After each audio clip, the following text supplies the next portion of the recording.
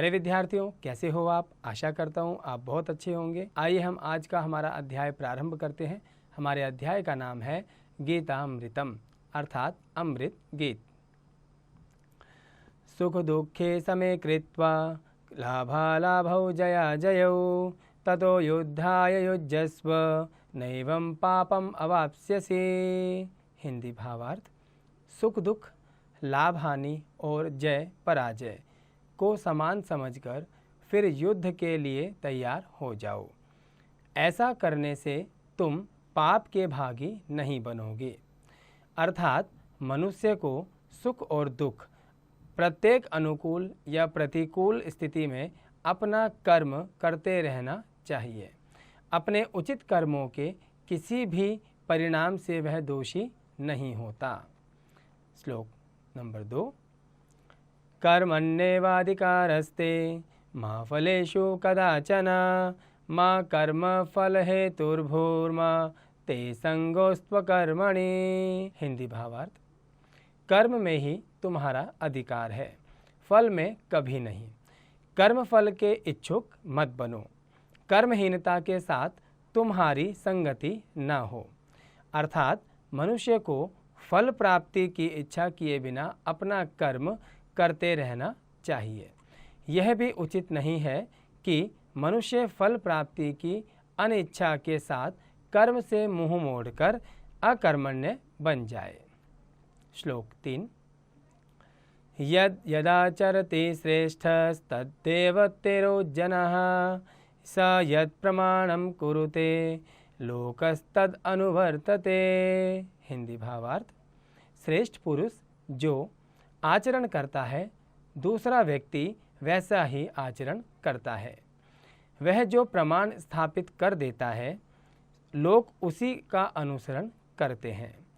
अर्थात जनसाधारण को महापुरुषों के द्वारा अपनाए गए पथ पर चलना और उन्हें स्वयं ऐसा आचरण करना चाहिए जो दूसरों के लिए अनुकरणीय हो। श्लोक 4।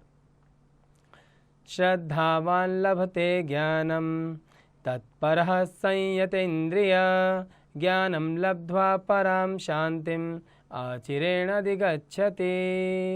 हिंदी भावार्थ: जो श्रद्धालु, मनोयोग पूर्वक कार्य करने वाला और संयमी है, वह ज्ञान प्राप्त करता है। ज्ञान पाकर वह अविलंब परम शांति पा लेता है। अर्थात चित्त की पूर्ण शांति ज्ञान से ही मिल सकती है और वह ज्ञान विश्वास, एकाग्रता और इंद्रियों के संयम से प्राप्त होता है। श्लोक 5। त्रिविधम नरकस्येदं द्वारं नाशनमात्मनः कामः क्रोधस्तथा लोभस् तस्मादेतत्त्रयं त्यजेत्। हिंदी भावार्थ: काम, क्रोध और लोभ ये नरक के 3 प्रकार के द्वार हैं जो आत्मा का विनाश कर डालते हैं। इसलिए इन तीनों का त्याग फिर कर देना चाहिए। अर्थात कामना, वासना, कोप और लोभ मनुष्य के पतन के मूल कारण हैं, अतः इनसे बचना चाहिए। श्लोक 6। यदा संहरते चायं कूर्मो अंगानि वः सर्वशः इंद्रियाणीन्द्रियाभ्यस्त तस्य प्रज्ञा प्रतिष्ठिता। जिस प्रकार कछुआ अपने अवयवों को चारों ओर से समेट लेता है और सुरक्षित रहता है, उसी तरह जो अपनी इंद्रियों को उनके विषयों से समेट लेता है, उसी की बुद्धि प्रतिष्ठित होती है। अर्थात बुद्धि की स्थिरता एवं सही उपयोग के लिए मनुष्य को इंद्रिय संयम करना चाहिए।